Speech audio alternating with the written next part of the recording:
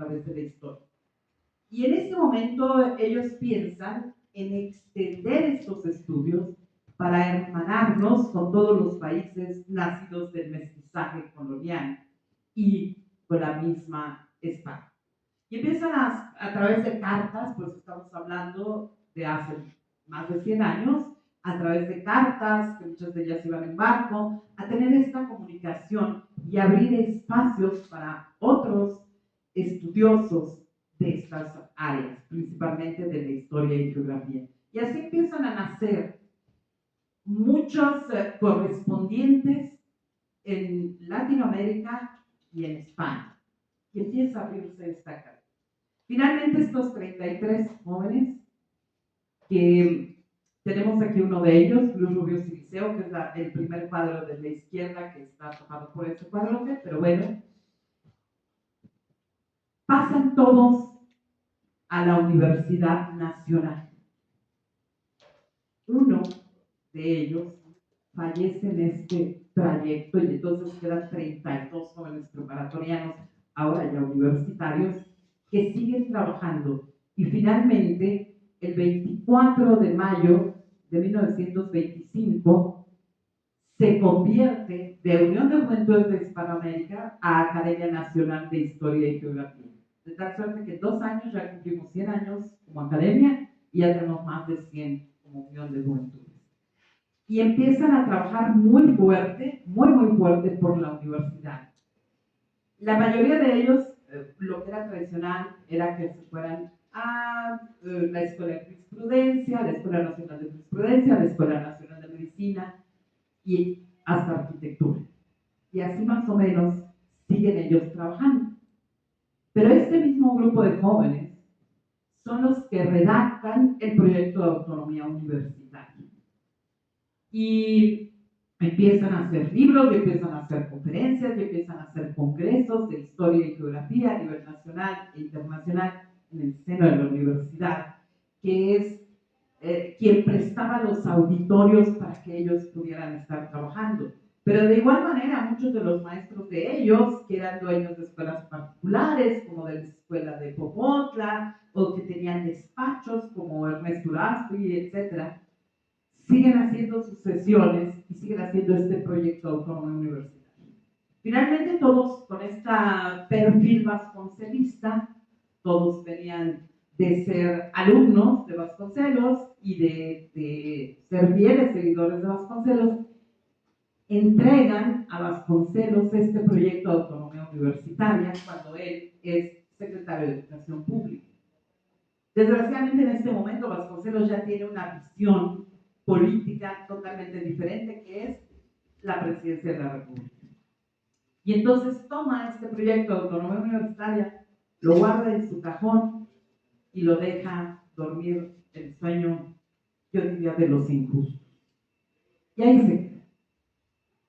Pero dentro de la academia se empiezan a aglutinar personajes muy importantes de la historia, como expresidentes de la República. Tal es el caso de don Pascual Ortiz Rubio, tío de Luis Rubio Siliceo, de los fundadores. Y él lleva a Rubio Siliceo a ver a don Emilio Portes Gil, presidente en ese entonces, para que le entregue el proyecto de autonomía universitaria. Se lo entrega, se lo platica, con ese amor a la autonomía, con ese amor a la sabiduría que tenía, con ese fervor por el conocimiento. Tan es así que el impacto que tiene en Emilio Portes Gil es que a los 10 días de que se explica este proyecto de autonomía, emite el decreto de autonomía universitaria. Y ese es el por qué la universidad nos quiere tantísimo a esta academia y obviamente a todos nuestros miembros. Y entonces, la academia sigue trabajando y finalmente, aquí lo tenemos en 1945, cuando el rector nos da su respaldo moral, su patrocinio moral a esta academia, respetando la autonomía absoluta de la academia. Voy a aclarar que es un respaldo moral. Esta academia no recibe recursos de nadie, de ninguna institución gubernamental, de nadie, nos mantenemos gracias al amor de nuestros socios durante casi un año. Y eso nos da más orgullo. En todo este periodo ha habido, si ustedes voltean alrededor, todos los que van a ver, han sido presidentes de esta academia. Mi antecesor, el doctor Luis Escazar, Luis Maldonado, que paz descanse, Octavio Ferrer, etc. Por allá está uno genial, que fue don Antonio Fernández del Castillo. Todos habían sido hombres. Y para mi bendición, en esta academia resulta que para que puedas ser presidente por estatuto, tienes que ser vicepresidente. Y para mi bendición personal, Ulises Casar decide nombrar a una mujer como vicepresidente. Y por eso estoy hoy aquí, yo estoy muy feliz con la primera mujer. Y no crean que ha sido fácil. Y aquí tenemos más mujeres que pueden estar de acuerdo conmigo. Fue difícil, sobre todo al principio, cuando yo entro aquí, a los 2 meses, 3 meses se declara la pandemia y el cierre de todo, y de por sí el recelo, porque esta academia ha tenido mucha apertura en los últimos años. Siempre ha tenido mujeres, pero el 99% hombres. Es decir, sí ha tenido mujeres, sí, una entre 100. 3 en 300 miembros de número en los años 50. Esa ha sido la proporción. Eventualmente, las correspondientes extranjeras sí han sido un poco más numerosas. Pero como miembros de esta academia no, y entonces empezamos a trabajar muy fuerte desde hace 10 años con la academia para empezar a dar apertura a la mujer. Y así es como hemos integrado hasta el día de hoy el Centro de Estudios para la Mujer. Se abrieron porque al inicio teníamos, decía yo, muchas correspondientes nacionales e internacionales que se fueron perdiendo por la muerte de los socios, ya no hubo más interés por parte de la nacional, etc. Y entonces volvimos a abrir correspondientes estatales y correspondientes internacionales, y en eso estamos trabajando muy duro. Y tenemos la presidente que es del estado de Michoacán, la presidente que es del estado de Guerrero, y esto nos da mucho gusto. Tenemos muchos hombres, ciertamente, pero esta academia no se trata de competir con los hombres, se trata de visibilizar a las mujeres y que trabajemos juntos, ellos y ellas juntos, nosotros juntos. Por supuesto, a mí me da mucho gusto que tengan todos brillantes mujerones junto de mí. Extraordinario. Pero también me encanta tener grandes hombres como el doctor Murray o como Roberto. Y hemos llegado a la convicción de que el trabajo que hacemos como seres humanos, independientemente de nuestro sexo, como seres humanos es lo que tenemos que estar privilegiando todos los días. Y eso es lo que hacemos aquí. Así que me da muchísimo gusto recibir 2 mujeres que han luchado mucho, primero por ellas mismas, porque para que estén donde están y para haber hecho todo esto que han hecho toda su vida es por ellas mismas. Si nosotros no nos tenemos amor propio, no hacemos nada. Entonces, nos amamos, hacemos todo por nosotros y lo hacemos de esta manera tan bella como ellas, que repercute en un bien para nuestra familia, para nuestros amigos, para nuestros grupos primarios y, por supuesto, para la sociedad. Y es el caso de estas 2 hermosas y brillantes mujeres, porque aquí tengo 2 hermosas mujeres. Bueno, somos 3, pero aquí enfrente tengo 2 hermosas mujeres, nuestras ingresantes, tan hermosas por fuera, que eso sí, pues causan muchos problemas en la calle por bonitas, como por dentro y sobre todo intelectualmente hablando. Y esto es lo mejor que podemos tener. Me siento honrada, me siento orgullosa, me siento feliz de tener estas mujerononas aquí. Muy bienvenidas a nuestra academia. No quiero sonar feminista además, solo quiero hacer una aclaración. Soy la presidente, porque hay quienes voltean y ven un cara de no, tiene que ser presidenta, no, es incorrecto. Presidente es una palabra incorrecta. ¿Por qué? Porque viene de presidir, el que dirige, y ente, ser. Yo no soy una cera, por eso no puedo ser una presidenta. Independientemente de lo que diga el Real Diccionario de la Lengua, es incorrecto. Y esto es una academia, así que tenemos que cuidar y proteger el lenguaje. No hay un él, ella, ella. Eso no. Hay seres humanos, hombres, mujeres, juntos. Tus decisiones a nivel sexual son tuyas. Y es correcto y respetable, puedes hacer lo que se te dé la gana. Y puedes convertirte en un monje tibetano. Esa es tu decisión. Pero solo existe él y ella. ¿Por qué? Está bien para el discurso político. Está bien para los que quieren como tener un grupo de personas seguidoras. Pero esto es una academia. Entonces tenemos que ser muy cuidadosos con lo que decimos. No es una falta de respeto hablar de él y ella, de ellos y ellas. Cada quien decide lo que quiere hacer a nivel personal. Pero aquí, reitero, soy la presidente y me da mucho gusto tener otra presidente de una comisión y una señora doctora en Derecho. Entonces, a las dos, muy bienvenidas. Un honor para mí estar con brillantes mujeres. Si eres tan gentil, Roberto, su presentación. Dicho esta presentación, a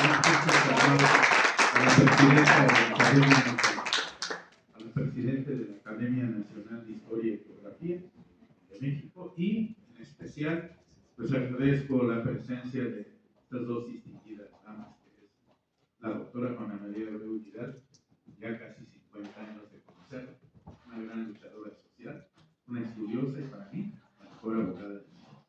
Y también, por otro lado, a la licenciada Susana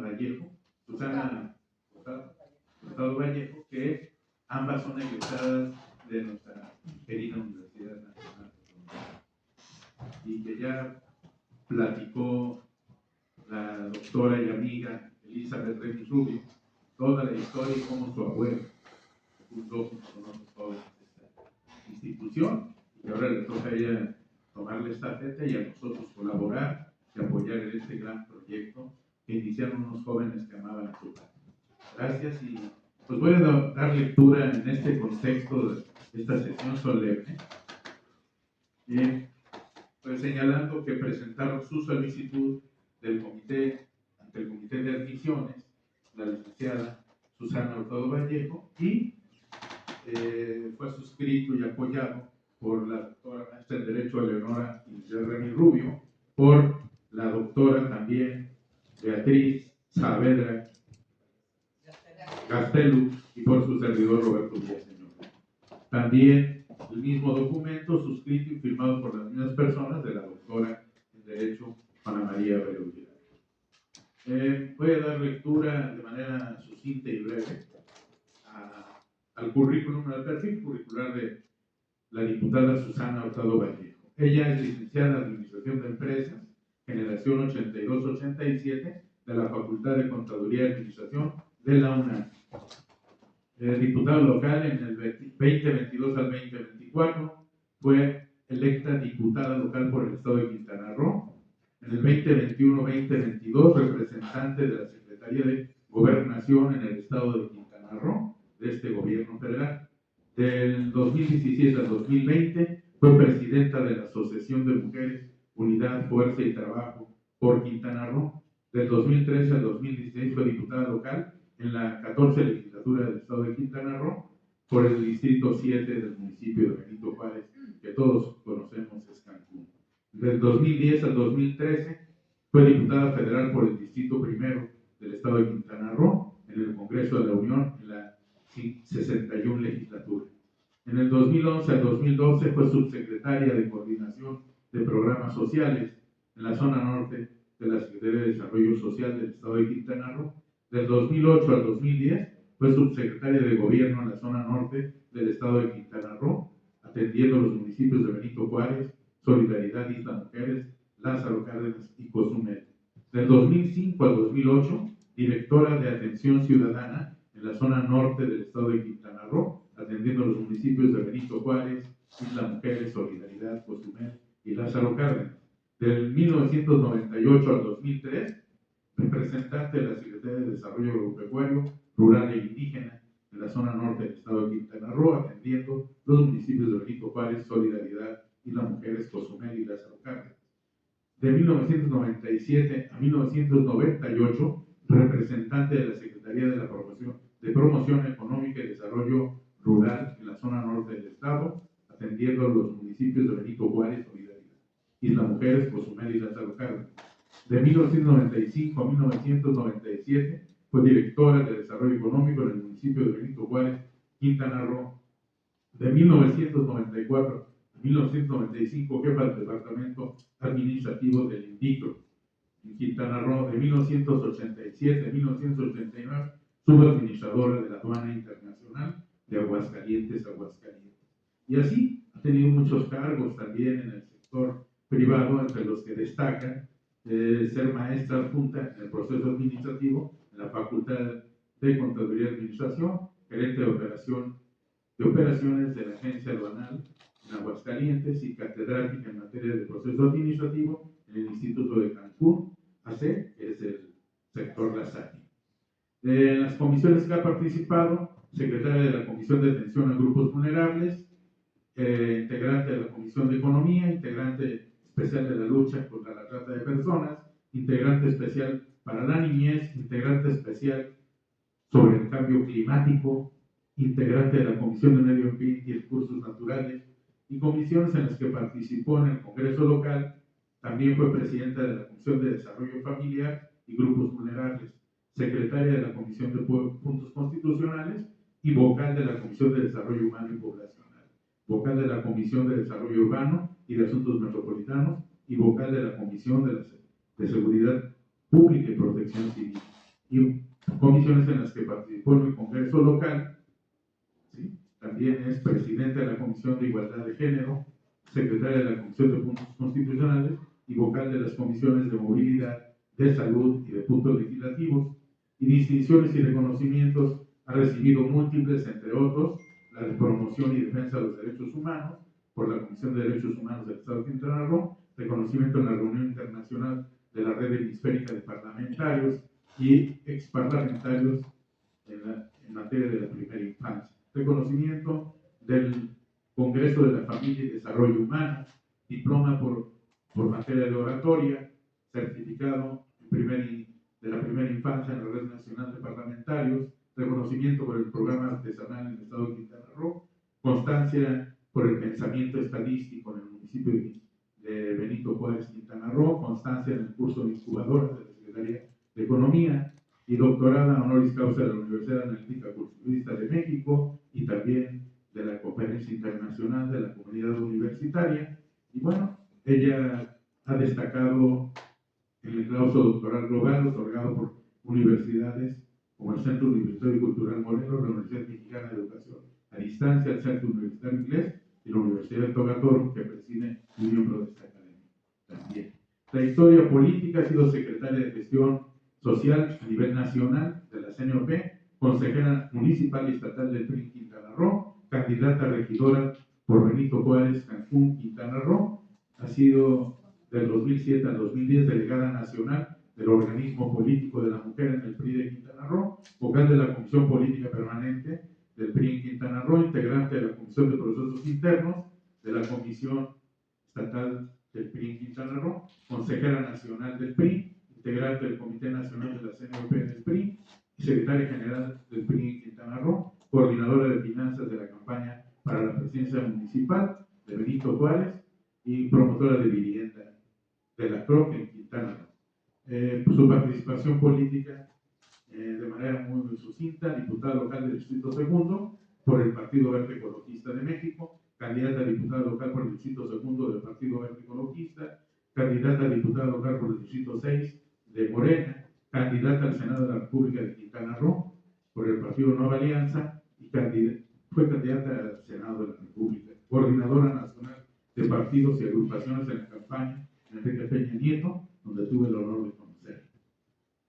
Coordinadora de la campaña de Mauricio Góngora en la gobernatura del estado de Quintana Roo, coordinadora de activismo de la campaña de Roberto Borges, coordinadora de activismo de la campaña de Carlos Joaquín González, coordinadora de activismo con Roberto Borges, coordinadora de la campaña del Liceo Félix Arturo González Canto, coordinadora de la campaña de Félix Arturo González Canto y asesora de la Agrupación Política Nacional México Nuevo y coordinadora de activismo del municipio de Benito Juárez en la campaña de Félix González Canto y coordinadora de finanzas de la campaña del ingeniero Rafael Lara y Lara en la presidencia municipal.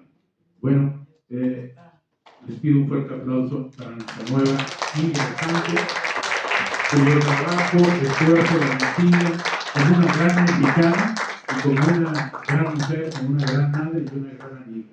Muchísimas gracias. Le dejamos uso de la palabra y antes de que haga uso de la palabra, Juana María, presentamos su perfil. ¿Te parece? ¿Te parece?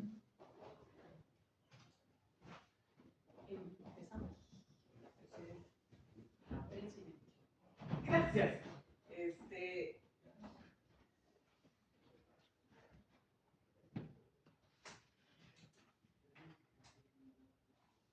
Me encanta porque yo también soy abogada, entonces me gusta mucho esta parte. Es licenciada en Derecho, egresada de nuestra Universidad Nacional Autónoma de México. Pues le damos la palabra y después a ella. Bueno, perdón, escuchamos, creo que las tres escuchamos otra cosa. Por lo menos yo. Entonces, les voy a pedir el favor si nos bajamos para poder ver la presentación. Sí, para ir viendo la presentación. Sí, por favor.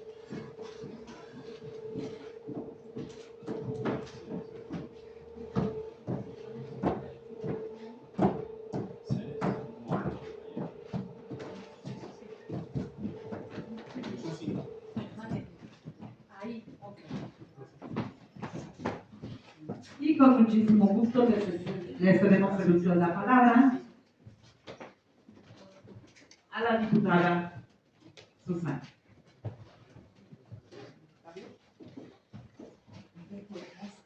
Muy buenas tardes a todos y cada uno de ustedes. Me siento sumamente honrada de estar hoy, de alguna forma, ser ya parte de esta gran academia que ahorita la Presidente nos informa toda la trayectoria de esta gran academia. Y me siento sumamente honrada porque vengo de esas raíces. Unas raíces donde mi escuela materna precisamente es la UNAM y honrosamente puedo decir soy universitaria. Y para mí es un honor, desde luego, cuando me invita Roberto Villaseñor a pertenecer a esta academia, dije sí, porque sé la persona que me invitó, porque sé que es una persona que de alguna forma cabalmente tiene, pues ahora sí, lo que es él, es una persona que ayuda, que suma, y que desde luego también quiero comentarlo, es un hombre que suma y suma a las mujeres. Y eso me encanta, porque escuchaba con mucha análisis lo que decía la Presidenta. El tema del sufrimiento que hemos tenido y hemos tenido nosotros las mujeres, sin agredir a los varones, sin agredir a los hombres, que en su momento también le quiero decir, Presidente, que en su momento me hicieron y me dijeron, varones no, porque nosotros tendríamos que ser entonces condesas, son hombres. Quitémonos la palabra de varones, mujeres y varones, tendrán que ser mujeres y hombres, como bien lo decía usted. Y hoy quise hacer hincapié precisamente en un tema tan importante, un tema que con el boom, con la boga que se está dando hoy del empoderamiento de la mujer, que sabemos con la reforma del 14, que aunque algunas mujeres informan y dicen que fue la reforma del 18, con López Obrador, y yo sí les puedo decir, y quiero poner un antecedente, que fue la reforma del 14 con Enrique Peña Nieto. Y quiero poner el antecedente porque yo lo viví, y lo comentaba hace rato, en su momento, los propios partidos, cuando los estatutos decían muy claro que tenía que ser en el PRI 50-50, en el PAN 60-40, en el PRD 50-50. Y qué sorpresa, porque siempre lo he dicho, ya no más sillas calientes. ¿Por qué ya no más sillas calientes? Porque las sillas calientes las ocupábamos nosotros en su momento con las suplencias, cuando los titulares se iban a ocupar otros cargos y dejaban la silla porque estaban ocupando otros espacios. Y siempre nosotros ocupábamos las suplencias, siempre el titular tenía que ser el hombre. Y en la reforma del 14, lo que les quiero decir claramente, ¿por qué se dio el tema de la mujer? Había un grupo muy fuerte de mujeres que se llamaban Mujeres en Plural. Era una asociación de mujeres donde estaban conformadas mujeres del sector empresarial, del sector deportivo, del sector cultural, del sector político. Y estas mujeres, en su momento, cuando vieron en el 2014 que se iba a dar otra vez lo mismo de siempre, ya habían pasado las famosas Juanitas, que las habían metido a hacer campaña y que en su momento, a la hora de tomar protesta, pues ya no eran ellas, sino eran sus parejas o las personas que en su momento las habían asignado. En ese momento, estas mujeres en plural, una asociación civil muy fuerte, presentaron su queja, su denuncia, y quiero decirles que la presentaron en el Tribunal Electoral y con beneplácito les dieron las sentencias favorables a ellas. Y en su momento les obligaron a los partidos a cumplir la titularidad de esos cargos en campañas para que fueran candidatas las mujeres. ¿Y saben qué? Tristemente lo tengo que decir, los partidos más fuertes en su momento fueron los que se negaron y dijeron nos vamos a amparar. Yo recuerdo que era la coordinadora de partidos y agrupaciones políticos en ese entonces del candidato Enrique Peña Nieto, y fui la única que externé siendo mujer. Había, bien lo decía la presidente, había de las 500 personas que estábamos, eran a lo mejor el 90% hombres y el 10% mujeres. Pero ninguna mujer se atrevía a hablar. Todas las mujeres calladitas, te ves más bonita y vas a escuchar y no vas a informar. Yo alcé la mano, así de atrevida que soy, alzó la mano y le digo al coordinador de campaña del ese entonces candidato, dije, señor, si ustedes toman esa determinación de que se ampare, va a haber un gran problema. El 59% del electorado son mujeres. Y si ustedes en su momento toman esta determinación de no acatar la sentencia del tribunal, va a haber problemas. Y oiga lo que les digo, el candidato no va a poder ser el presidente de la República. Ya habían pasado antecedentes fuertes con los jóvenes en algunas universidades, particularmente en la de la Anáhuac, cuando lo sacaron casi a golpes al candidato, precisamente porque no estaba ya aceptado, ya estaba el boom tan fuerte de López Obrador en ese entonces, pero las mujeres lo seguían, y lo seguían como siempre nos habían caracterizado. Es que porque pongan un candidato guapo, es que pongan un candidato que esté buenote. ¿Y saben por qué? Pues porque él va a poder ganar, porque las mujeres se van a seguir a buscarlo a él. Esa vez eran las 10 de la mañana, el Hotel Presidente de Polanco, y dijeron, no, nos vamos a amparar. Faltaban 3 días para que los candidatos se inscribieran, y dijeron todos sus asesores del candidato, nos vamos a amparar. Ok, pues apárense. A las 5 de la tarde nos mandaron a hablar a todos y tomaron la determinación de que se acatara la sentencia del tribunal, que las mujeres fueran las que ocuparan los puestos de titularidad, como estaba 50-50 en el caso del PRI. Y de ahí, pues también el PAN y después el PRD, que eran las 3 partidos más fuertes. Y Y quiero decirles lo más frustrante y lo más triste. Efectivamente, los hombres acataron la instrucción. Pero ¿saben qué? Eran las esposas, las hermanas, los hijos o las amantes de los que en su momento eran candidatos para tomar los cargos.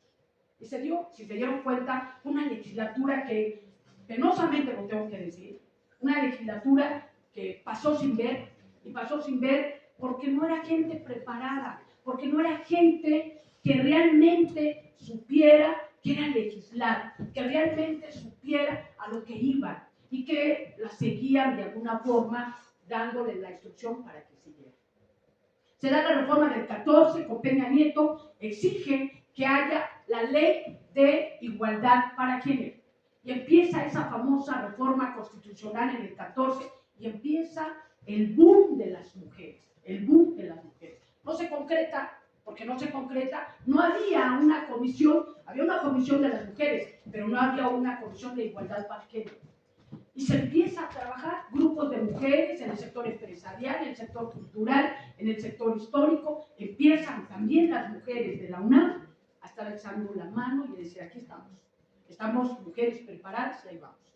Y se empieza a dar el tema de las comisiones, una comisión de igualdad para género. Y se crea, insisto, la primera ley, que era la ley de igualdad para género. Y en ese entonces no era igualdad, se llamaba la ley de equilibrio para género.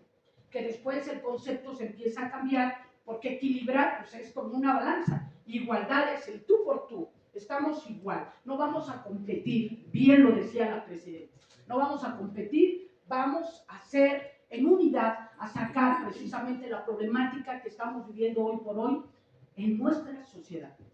Y será la del 14, después viene la del 18, que se conjuga más fuertemente en la del 18, y donde se dice, ahora sí, señores, el 50% es de carácter obligatorio, 50% más 1, y las mujeres tendrán que ocupar espacios fuertes, no solamente en el ámbito político, no solamente en el ámbito económico, sino en todo el ámbito académico, cultural, tendrán que ocupar espacios. Desgraciadamente, pues no se hace el boom fuerte, pues porque igual dices tú, calladitas nos vemos más bonitas.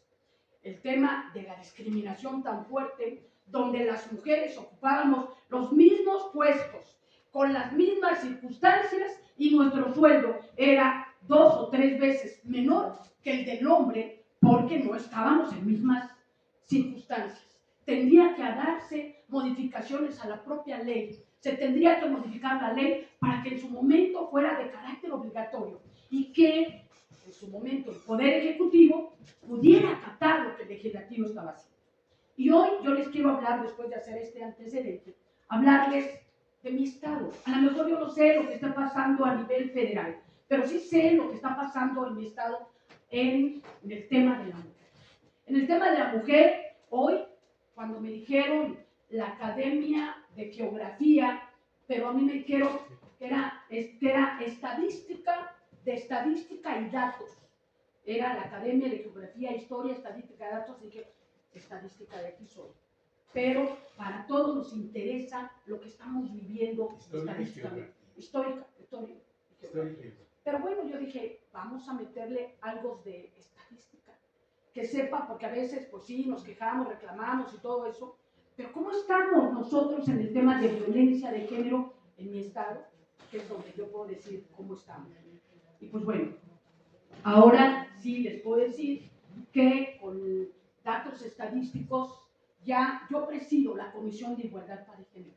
Fue un gran reto, porque les quiero decir que quien me había antecedido, pues eran gente, mujeres de, ahora sí, guerreras, entronas, y pues yo también soy una apasionada en lo que hago. Siempre me he caracterizado, lo que yo hago, lo hago con tanta pasión, que a lo mejor provoco inconformidades con otras personas, pero me apasiona lo que hago.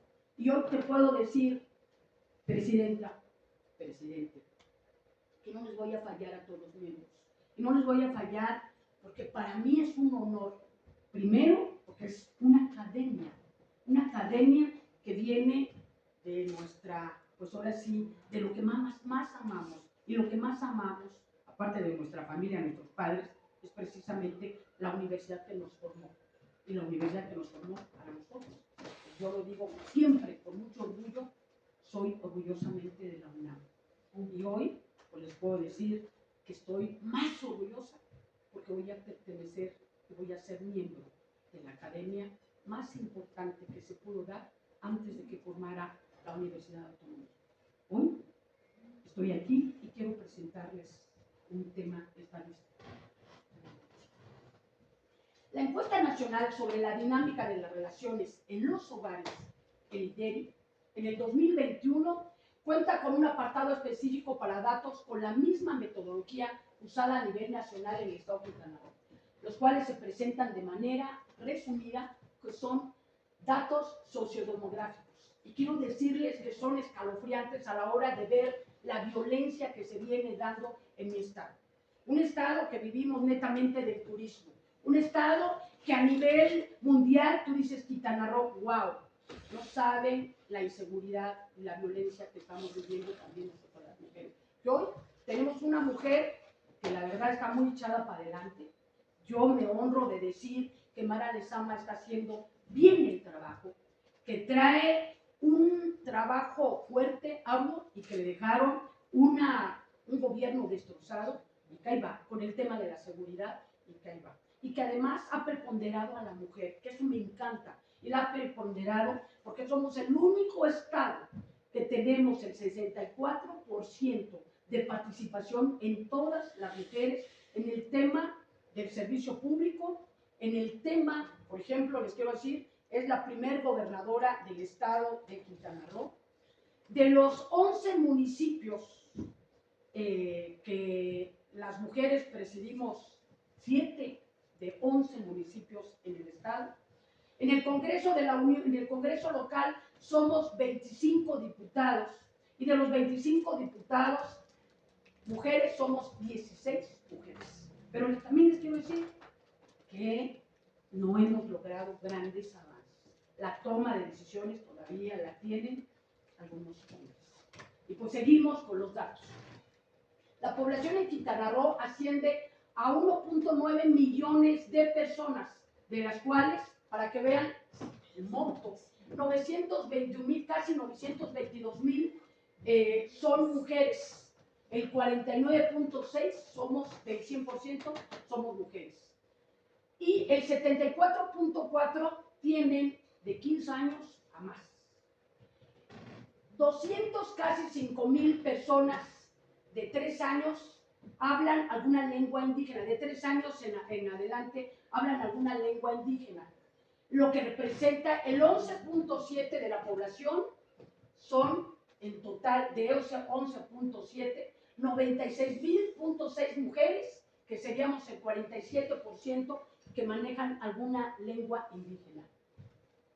Existen 67,000 personas con discapacidad. Ocupamos penosamente, les tengo que decir, a lo mejor con el monto que dice son casi 2 millones, pues si hablamos de un Estado de México, hablamos de una Ciudad de México, es algo incipiente, pero en el tema de la discapacidad ocupamos el primer lugar en discapacidad por el monto que somos de personas. Existen 67,000 personas con discapacidad, lo que representa el 3.6 de la población de la entidad. El 34, o sea, casi 35,000 que ocupan el 51.4 son mujeres, y de las mujeres son de 15 años a más, 30,000 son las que tienen alguna discapacidad. Es el 4.4 que declararon tener alguna discapacidad, para que vean qué tan fuerte está la discapacidad. Las mujeres de 15 años y más han experimentado al menos un incidente de violencia psicológica, emocional, física, y que aquí, inclusive, mi secretario técnico que me preparó la participación, ya no habló ni siquiera de la violencia política, que hoy es algo elemental, que a ratito les voy a decir qué hemos hecho nosotros, las diputadas, para mejorar el tema. Estamos hablando de una violencia psicológica a lo largo de su vida. Fíjense los datos, que para mí yo digo, qué barbaridad. En Quintana Roo ocupamos el 51.1 y el dato estadístico a nivel nacional es el 51.6. en violencia psicológica a lo largo de su vida.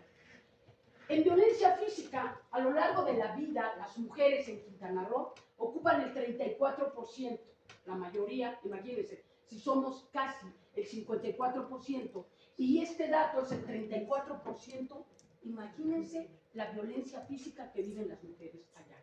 Nacionalmente tenemos que las mujeres sufren alguna violencia física a lo largo de su vida con el 34.7%.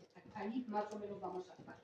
En la violencia sexual a lo largo de su vida, en Quintana Roo es el 52.1% y la estadística a nivel nacional es el 49.7%. La violencia económica, patrimonial y o discriminación a lo largo de su vida es del 29.2% en Quintana Roo y el nacional es del 27.4%. En la violencia en el ámbito escolar a lo largo de su vida. En Quintana Roo, el 31.6%, la nacional es el 32.3%. Vamos tan pegados. La violencia en el ámbito laboral a lo largo de su vida. De esto, cada una de nosotros, las mujeres, la verdad, podemos decir, fuimos violentadas laboralmente. Aquí, en Quintana Roo es el 31.2% y la estadística a nivel nacional es del 27.9%. En el ámbito comunitario estamos hablando de los asentamientos irregulares, de las poblaciones rurales. Vean nada más en qué situación está. Quintana Roo ocupa el 46.9% y en la nacional el 45.6%. Yo lo recuerdo que siendo delegada del área rural, yo tenía que preguntarle al delegado del ejido si le podía dar permiso a las mujeres para que les presentáramos algún programa para que pudieran ellas salir beneficiadas. Imagínense hasta dónde estaba el tema del dominio total del hombre para que nosotros pudiéramos salir. Era algo que yo decía, no puede ser posible. Llevábamos los programas para apoyo, sin embargo, si no teníamos la autorización del comisariado o del ejidatario, no podíamos entrar a la comunidad a presentar todos los programas que había para apoyo a ellas. Pues este dato, violencia en el ámbito familiar a lo largo de su vida, ¿quién no ha sufrido violencia en el ámbito familiar a lo largo de tu vida? Todas las mujeres casi hemos sufrido violencia, llámese el tipo de violencia que sea, pero siempre hemos sufrido alguna violencia. En Quintana Roo ocupa el 9.9% y la nacional es 11.4%.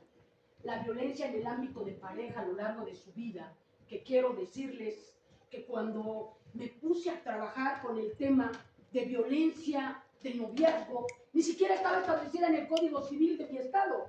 O sea, era violencia de concubina, violencia del cónyuge, pero no había violencia de noviazgo. Tuvimos que modificar el Código Civil para ponerle el concepto de noviazgo, porque se empezaron a dar muchos datos fuertes de parejas, de novios que golpeaban, que maltrataban a sus novias, pero no había la forma de cómo sancionarlos, a castigarlos, porque en el Código Civil no estaba especificada la palabra noviazgo o pareja. Tuvimos que modificarlo. Gracias. Tuvimos que modificar. Hicimos la modificación en el Código Civil y hoy aparece ya violencia de noviazgo para que pueda ser sancionada. En el Código Civil y en el Código Civil y en el Código, lo que hicimos ahorita es Código Civil, vamos a modificarlo en el Código Penal para sancionar o amonestarlo. La prevalencia de al menos de un incidente de violencia de cualquier tipo a lo largo de la vida de las mujeres es de 15 años a más en Quintana Roo, muestra que aquellas que experimentan mayor violencia son las que residen, fíjense nada más, yo pensaba antes que las que residían en el sector rural eran las más violentadas. Yo decía por la cultura, la tradición, pues fíjense que no. Estadísticamente está comprobado que las que son más violentadas son en las áreas urbanas. El 73.2% son mujeres violentadas de edades entre 25 y 34 años que ocupan el 37%. Con nivel de escolaridad superior, imagínense, tú dices, Y lo comentábamos en corto con la doctora Juana María, no puede ser posible que una persona que tiene un doctorado, que tiene una maestría, sigue siendo violentada. ¿Pero saben por qué? Hemos llegado a la conclusión en las comisiones, por la cultura que tenemos hoy. Todavía siguen las tradiciones arraigadas de que la mujer va atrás del hombre y tiene que aceptar lo que diga el hombre, porque nuestras mujeres y nuestras abuelas nos decían, es tu cruz, y a la cruz hay que aguantar. Entonces, te casaste, va a ser tu cruz para siempre. Y esto se nota y se ve, mientras más analfabetismo haya, más violencia va a haber para las mujeres. Estamos hablando de que la escolaridad superior es de, fíjense, mujeres violentadas el 79.2%, que se encuentran solteras es el 74.3%, y las que no hablan una lengua indígena y no se consideran indígenas es el 75.3%. Haciendo un análisis yo decía, ¿por qué está tan alta estas estadísticas?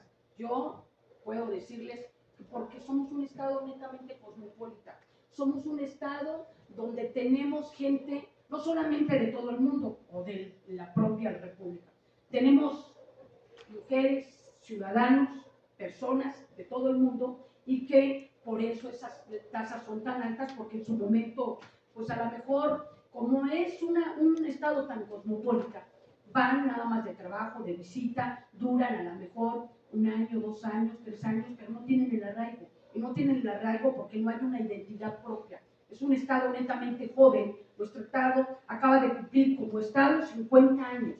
Es un estado netamente joven. No hay el amor a la identidad. Por consiguiente, pues hay que hacer mucho trabajo.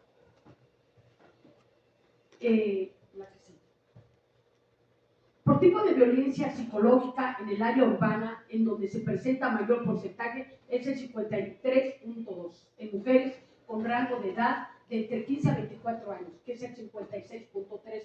Con una escolaridad superior es el 58.7%. Principalmente con una situación conyugal, llámese separada, divorciada o viuda, que yo me pongo a hacer el amigo, qué alto está el 57.5%. Fueron mujeres que a lo mejor por eso se separaron, se divorciaron, porque ya no aguantaban precisamente la presión que había, ¿no? Así es. Por tipo de violencia física es en el área urbana, en donde se presenta mayor porcentaje, el 35%. En mujeres con rango de edad de entre 25 a 34 años, que es el 38.1%. Con una escolaridad de secundaria que ocupan el 38.4%. Principalmente con una situación conyugal de separados, divorciados o viudas. Aquí se da un tema, en verdad, muy, muy curioso.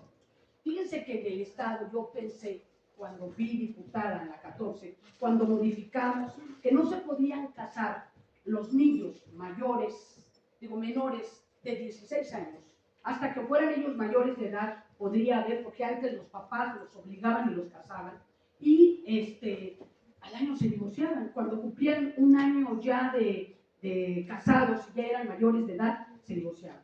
Entonces lo que hicimos fue hacer un trabajo arduo para modificar el Código Civil, y que ahí comentáramos que, pues a lo mejor si se viven en unión libre o lo que quieran, pero el matrimonio solamente hasta que sean mayores de 18 años. Sin embargo, hoy por hoy, penosamente lo tengo que decir, es un tema de que ves que los jóvenes son golpeadores, maltratan a las mujeres, y dices, no puede ser posible. ¿Y saben por qué? Porque su índice de educación es mínimo, y esto se dio fuertemente en la pandemia. Yo quiero decirles, con pena, yo no sé si era el tema de que estaban ellos encerrados y que tenían que convivir las 24 horas como pareja, con los hijos, con casas, que hasta esto influye, las casitas que entregaron Infonavit de 34 metros cuadrados, que hoy ya modificamos precisamente la ley de desarrollo urbano. Nadie puede vivir en una casa supuesta de 34 metros cuadrados, donde das un paso y ya encontraste la habitación, donde das otro paso, ya encontraste la sala, el baño, la cocina. Y peor, decías, ¿por qué el tema de que haya muchos niños, niñas mujeres embarazadas, niñas muy jóvenes, precisamente porque se hacían precoces. No hay una intimidad, escuchan, ven todo lo que los padres hacen y se dio el tema de la... Y como el papá es golpeador, borracho, pues siguen con la misma historia, ¿no? Golpeadores, pues mi papá es un macho, porque mi papá golpea a mi mamá y cuando está tomado también lo maltrata, pues yo también voy a seguir esa misma trayectoria. Por tipo de violencia física es en el área urbana en donde se presenta mayor porcentaje, insisto, es el 35%, en mujeres con rango de edad de 25 a 34, el 38%, con una escolaridad de secundaria 38.4, principalmente con una situación conyugal separada, divorciada o viuda, con una condición indígena que no habla alguna lengua indígena y no se considera indígena. Hablamos del medio urbano, nosotros en el medio rural, en donde están nuestros hermanos mayas. En el medio urbano hay 7 grupos étnicos, lo que hay, y que son esporádicos porque vienen de Tabasco, de Chiapas, de la Ciudad de México, y vienen, hacen un trabajo y se retiran a su estado de origen. Por tipo de violencia sexual, ha sido un tema que se ha acrecentado fuertemente en nuestro estado. Hoy se ha acrecentado la violencia social, el tema de que en las escuelas está el toqueteo, está el tema del acoso sexual y que de los jovencitos, hablamos de jovencitos que ya las niñas tienen 10 años, ya están embarazadas. ¿Por qué? Pues porque todo depende precisamente de su situación social, geográfica, emocional, y en el tema de la pandemia, reitero, fue más brusco lo que se empezó a dar. Hoy digo, no puede ser posible, nosotros tuvimos que ahorita, les tengo que comentar, en nuestro estado no estaba autorizado el aborto. No estaba autorizado el aborto, nadie, ningún congreso anterior se había querido aventar el tema porque era un tema muy fuerte, porque traíamos el tema del clero, pero también traíamos el tema de las feministas, que fue un tema para mí particularmente muy álgido. Yo soy católica. Imagínense el clero hablando conmigo, Susi, no se puede autorizar esto. Imagínense las feministas que tomaron 3 meses el Congreso y diciendo, esto nosotros tenemos el derecho de decidir si nos embarazamos, no nos embarazamos, si procreamos o no procreamos. Se dio el tema, se puso la ley del aborto, donde se determinó que 12 semanas pueden, en el lapso de 12 semanas de haber engendrado, pueden abortar. Es un tema que le quiero decir, presidente, que fue algo tan duro para mí, en lo particular, porque yo pertenezco precisamente, soy religiosa, ¿no? O sea, creo en algo. Y no sabe la presión, siendo yo la presidenta de la Comisión de Igualdad, donde los compañeros estaba fuertísimo el tema. Por tipo de violencia económica, patrimonial y discriminación es en el área urbana en donde se presenta mayor porcentaje. El 31.1 en mujeres con rango de edad de 35 a 44 años, 36.1 con una escolaridad de educación superior, el 32.3 y principalmente con una situación conyugal separada, divorciada o viuda, del 47.3, con una condición indígena que no habla ninguna lengua indígena y no se considera indígena. De lo anterior, ¿qué podemos resumir? En el estado de Quintana Roo se ha incrementado el porcentaje de las mujeres de 15 años y más que han experimentado violencia a lo largo de su vida. Ocupan el 64.7. En el año 2016 era el 70.4. En el año 2021 están arriba de la media nacional. En el estado de Quintana Roo, el tipo de violencia social es la que presenta un mayor porcentaje dentro de los tipos de violencia, con un 52.1, estando arriba de la media nacional, presentándose en zonas urbanas, con un rango de 15 a 24 años, con una escolaridad de nivel superior, principalmente mujeres solteras, en condición no consideradas como indígenas. En el ámbito comunitario es donde se presenta un mayor porcentaje de violencia seguida del ámbito de paro. Las cifras establecidas en el Banco Nacional Estatal de Datos e Información sobre casos de violencia contra las mujeres del estado de Quintana Roo, como antecedente de este banco se registran los casos de violencia contra las mujeres por parte de instituciones gubernamentales a través de las llamadas del 911. Visualizando el histórico de registros, se observa que a partir del 2019 se consolida este banco como una fuente confiable para identificar las zonas con mayores casos de violencia, así como por el tipo de violencia. Quiero decirles que en este tema, el 911, desgraciadamente, hay mujeres que sí hablan de la violencia que han estado siendo, pero no tienen la cultura, no tienen casi la mayoría, y ese es el problema que tenemos todas las mujeres, no tienen la cultura de la, ¿cómo se dice? De la denuncia, de ir a denunciar. No hay.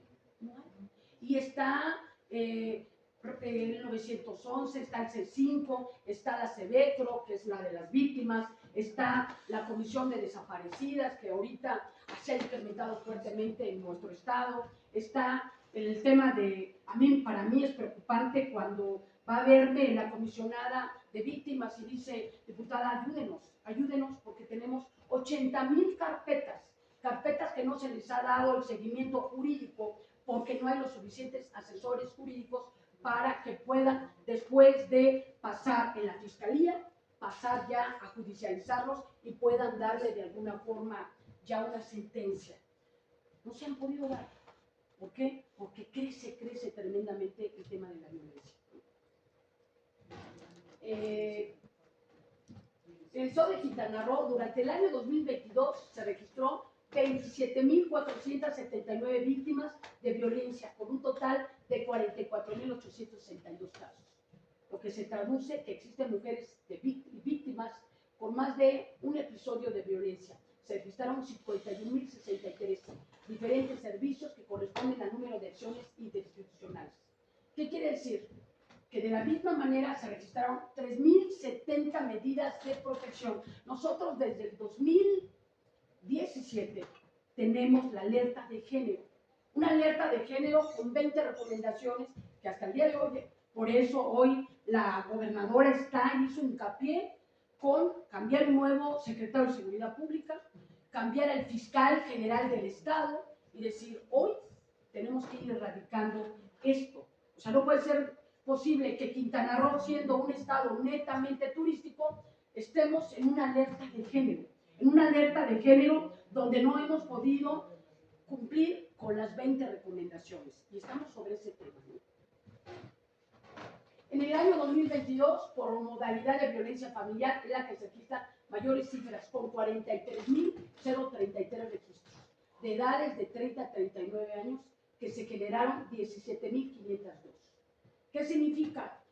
Que los municipios en donde hay mayor violencia, desgraciadamente, son los 3 municipios donde estamos fuertes en el turismo. Benito Juárez, que es Cancún, Playa del Carmen y Chetumal. Es donde se han registrado mayores actos de violencia contra las mujeres, llámese violencia física, emocional, psicológica, moral, social, económica y también nosotras políticamente. Pues bueno, aquí viene una serie también de cifras que cuánto hasta el día de hoy, cuántas mujeres han sufrido violencia comunitaria, cuántas han sufrido violencia entre pareja y bueno, se viene dando una serie de datos que ya ustedes los conocen.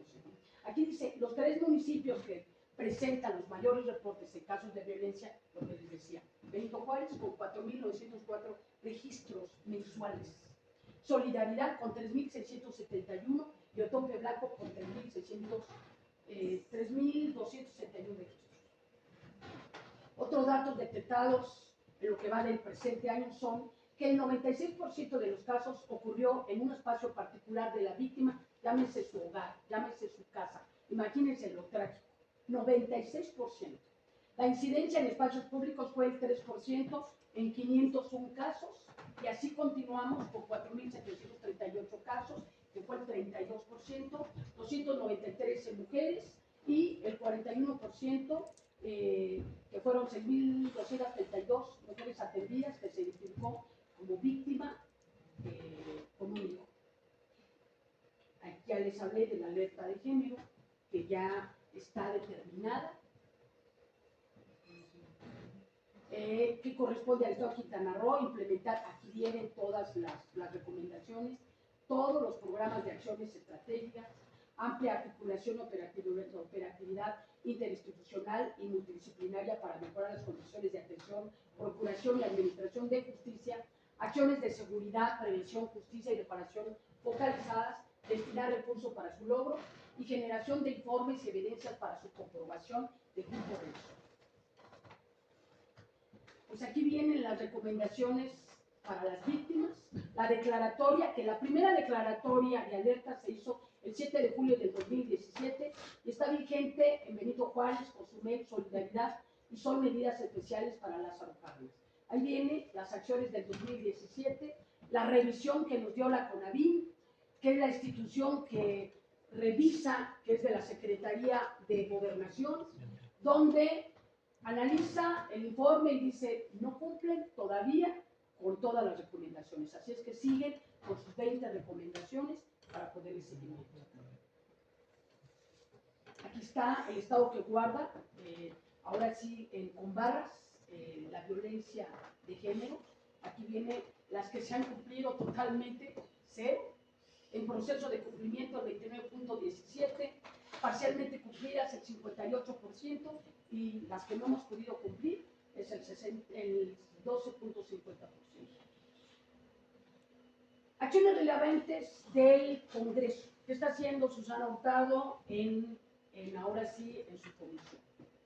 Armonizamos y estamos en ese proceso, armonizando la ley de acceso de las mujeres para vivir una vida libre sin violencia y procurando la protección integral de las mujeres. ¿Qué estamos haciendo aquí?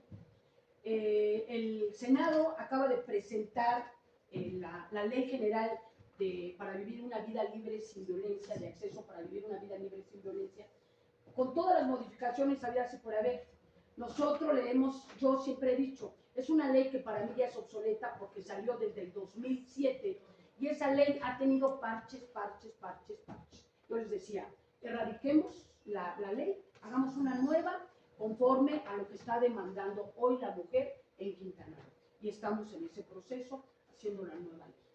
La reforma constitucional a las leyes secundarias, la 3 de 3 es importantísima. Me decían 3 de 3, estás en el tema fiscal con la 3 de 3. No, la 3 de 3 pues es algo muy importante, los medios me han cuestionado y esta 3 de 3 lo quiero decir con beneplácito. Hace aproximadamente 3 meses yo vine a la Ciudad de México al Congreso de la Unión y yo les decía, es importantísimo que se implemente la 3 de 3. ¿Por qué es importantísimo? Porque ya está en la ley electoral, pero no se ha hecho ni una ley de acceso, no se ha hecho en la Constitución y se pusieron a hacer la tarea. ¿Y saben qué? Me decían las diputadas, no sabes lo renuente que estuvieron los hombres. Estuvieron en la lucha peleando primero en el Congreso para que saliera y sale, no con mayoría. Los hombres en su momento agarraron la tribuna y no les permitían que sacaran la 3 de 3. Al final tuvieron que llegar a acuerdos y sale la 3 de 3. Se la llevan al Senado, en el Senado los senadores se pusieron renuentes, pero sale ya. ¿La 3 de 3 cuál es? Precisamente una, pensión alimenticia. Todos los deudores de pensión alimenticia no podrán participar en cargos de elección popular, ni mucho menos en cargos de servicio público. No van a poder participar. Y me decían los hombres periodistas y las mujeres, de igual forma, es igualdad. Si hay una mujer política que no paga su pensión alimenticia porque el padre tiene a los hijos, no podrá participar en un cargo de elección popular, y mucho menos en un cargo de servicio público. 2. Todos aquellos hombres violentadores que tengan una sentencia firme. ¿Cuál es? Porque muchas veces las mujeres también no somos una blanca palomita. De repente las mujeres, por hacerle la vida imposible al hombre, porque el hombre dijo, se acabó, nos tenemos que divorciar, yo ya no me llevo bien contigo, tú por tu lado, yo por mi lado, así, pues te voy a acusar de violentador y vas a ver y te voy a, hoy ya no puede ser así. Tiene que haber una sentencia en firme para que se pueda acatar. Si comprueban que es un violentador, no podrá participar en lo que ya les comenté. El tema de los acosadores. ¿Cuántas de nosotras, las mujeres, en los gobiernos donde hemos estado, en la administración donde hemos estado, llámese sector privado, sector público, hemos sido acusadas también? Ah, ¿quieres el cargo? Sí, pues quieres el cargo tendrás que hacer esto. ¿Quieres el cargo? Sí, te lo voy a dar, pero con la condición de esto. Hoy ya no puede ser así. Hoy también con sentencia en firme, todos aquellos hombres que sean, y mujeres también acosadoras, porque también hay mujeres acosadoras, no podrán participar en un cargo de elección popular ni en el servicio público. Pero ahí les va lo más cruel. Lo más cruel es que todos esos hombres o todas esas mujeres que estén dentro de estos tres acepciones no podrán sacar, no les van a dar sus licencias de conducir. Si ya van a tener un padrón donde salga, Susana Hurtado es deudora alimenticia, si tú vas a renovar o a sacar tu licencia de conducir, no la vas a poder sacar. Tu pasaporte, si eres violentador, si eres deudor alimenticio o eres acosador, tampoco podrás sacar tu pasaporte. Así está la ley. La otra era la 3 de 3, la otra hice una reforma que yo le llamé la ley ácida para las mujeres, todas esas mujeres que en su momento habían sufrido alguna violencia a través de una sustancia corrosiva o de un ácido. En mi estado estaba nada más el Código Penal, el 87 constitucional, decía, en el Código Penal el 87 hablaba de que eran de 2 a 3 años de prisión con derecho a fianza. Yo dije, ¿cómo? Eso es un feminicidio en vida. Es un feminicidio en vida porque esa mujer ya nunca va a poder ser la misma, o ese hombre nunca va a poder ser el mismo cuando te hayan arrojado una sustancia corrosiva, o te hayan puesto una sustancia tóxica, o te haya puesto un ácido. Por consiguiente, modificamos el Código Penal y lo pusimos de 20 a 30 años de prisión sin posibilidad de fianza, y incrementamos todas las sustancias. Porque tú dices, ácido, está bien, corrosivo está bien, pero si yo soy tu esposa y sé que tú eres alérgico al jugo de limón, pero yo ya traigo problemas contigo, pues te voy a dar jarras y jarras de agua de limón para que tengas alguna situación y puedas inclusive llegar a la muerte.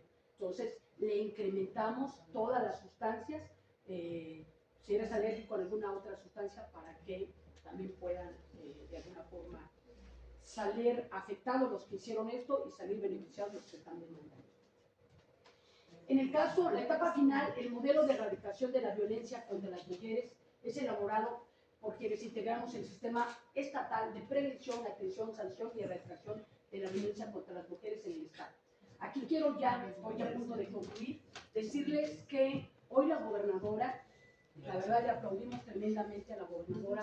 La gobernadora hizo un documento, primero, así como cuando vas y pides trabajo y pides tus antecedentes penales, hoy va a haber un documento que lo va a sacar el Instituto Quintanarroense de la Mujer, que es haber pasado un diplomado, que son 16 módulos, y tienes que llevar tu constancia para poder tener, ir a participar o buscar trabajo en el servicio público, en el servicio privado. Primero tendrás que haber cursado ese diplomado para poder tener acceso a alguna dependencia. Y pues bueno, estas son las recomendaciones, y yo agradecerles primeramente a ustedes que me escucharon, y en el gobierno del Estado, que hemos estado haciendo un buen trabajo mancomunado con la gobernadora, con el Ejecutivo y desde luego con el Judicial. Esto es lo que estamos haciendo en Quintana Roo. Les agradezco y ojalá pueda servir toda esta información para ir generando políticas públicas en pro y en beneficio de cada uno de nosotros, los ciudadanos, no de las mujeres, como bien lo dijo usted, presidente, de los ciudadanos, porque no estamos peleados con los hombres, al contrario, tenemos que ir tomados de la mano. Muchas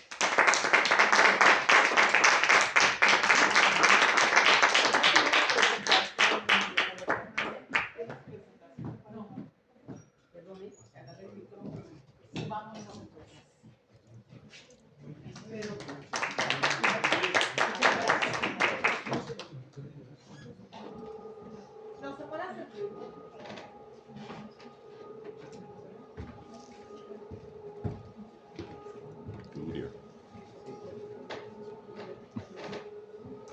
Es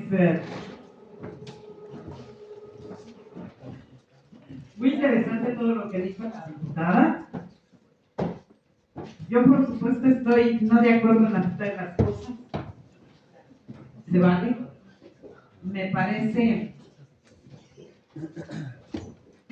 muy interesante, habría que analizarlo a profundidad, porque de entrada yo podría considerar que allá hay muchas violaciones de derechos humanos en estas nuevas leyes, como atentado a nuestras libertades, libertad de trabajo, libertad de tránsito, etcétera. Este es tema bien complicado, interesante, muy bien que propongan tantas cosas para tratar de erradicar la violencia. Yo no soy diputada, no soy política y tengo esa ventaja que puedo decir lo que realmente pienso, pero nada más de escuchar 3 o 4 puntos ahí me aterroriza. La otra, me parece muy interesante esta parte del aborto. No estoy en contra del aborto, tampoco estoy a favor del aborto. Me parece que la mujer, si quiere abortar, aborte, y si no, no. Pero lo que no estoy de acuerdo es en el discurso del por qué. Eso es de lo más absurdo. Es que yo tengo derecho sobre mi cuerpo. Pues sí, pero entonces utiliza control anticonceptivo, operar, y ya lo que quieras con tu cuerpo. Pero no andes matando seres humanos. Pero, es decir, el discurso es lo que no es bueno. Si quieres matar, es tu decisión, y pues de acuerdo, me parece bien. Pero entonces tendrían que buscar otro discurso. No es que lo vuelvan a sancionar o no. Esto debe de ser una decisión personalísima. Pero con otro discurso. Es que por proteger mis derechos humanos como una mujer, atento contra los derechos humanos de un niño. Y si vamos a la Convención Internacional de Derechos de los Niños, habla de todos los seres humanos menores de 18 años. No dice si a partir del momento cero de la gestación, 3 meses, 2 semanas o 15 días. Entonces hay que buscar otros discursos.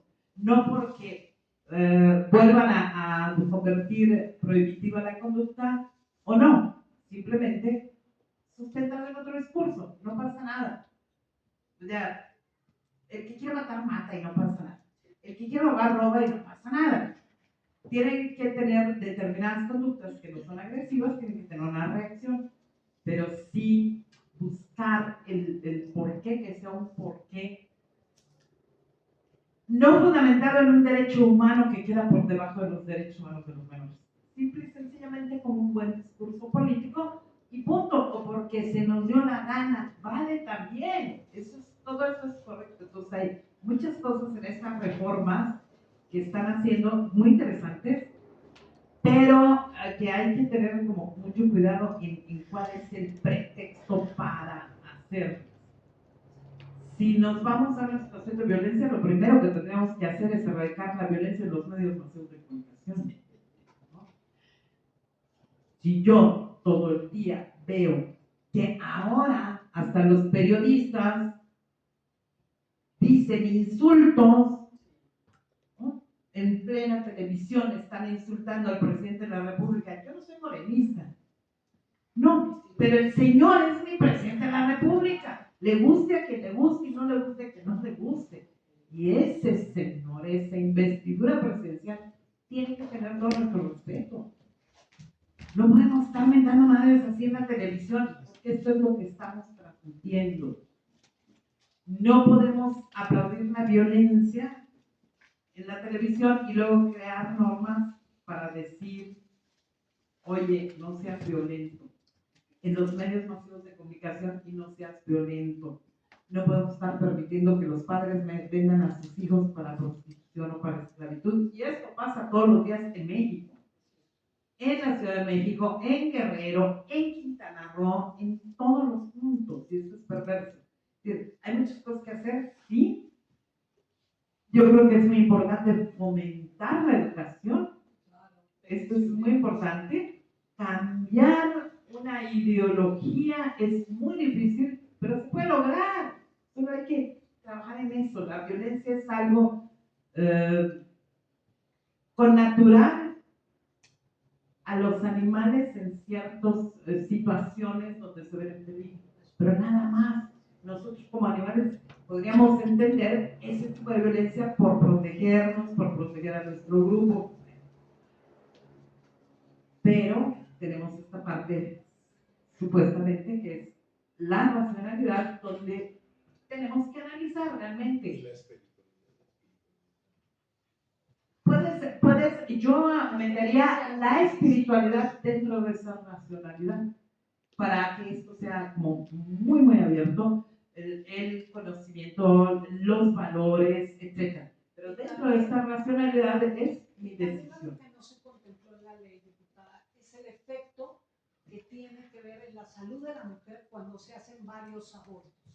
El impacto es que ahí yo estoy muy molesta porque nadie invita a médicos a ver estas legislaciones. Es tan fuerte el impacto para la mujer en la parte hormonal, en la parte anímica, porque viene un conjunto de una cascada de hormonas que suceden al interrumpir un embarazo. Doctora, esto ya está previsto en la ley, ya en los famosos reglamentos. A ver, tú vas a tomar la decisión, lo que decía ahorita la presidente, ¿no?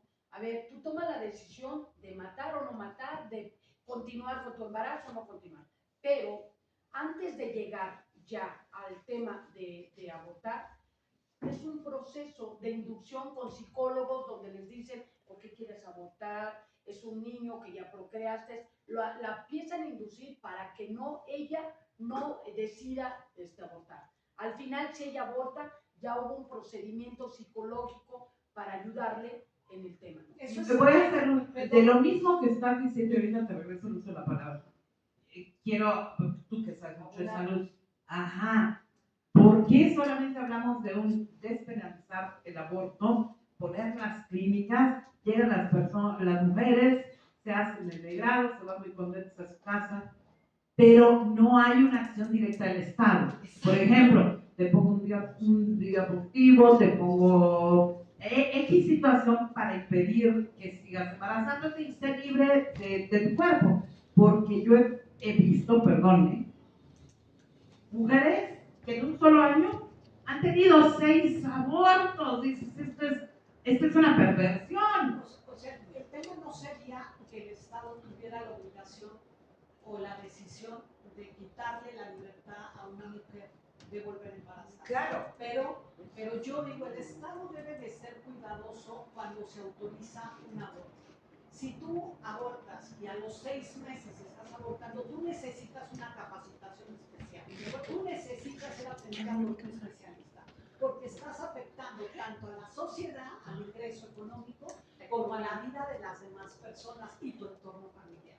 Pero no hay seguimientos. O sea, cuando me dice usted que ya está contemplado, aquí en la Ciudad de México, yo tuve la experiencia de ver las estadísticas que hay en el Hospital de la Juscomer, porque me tocaba el distrito 38.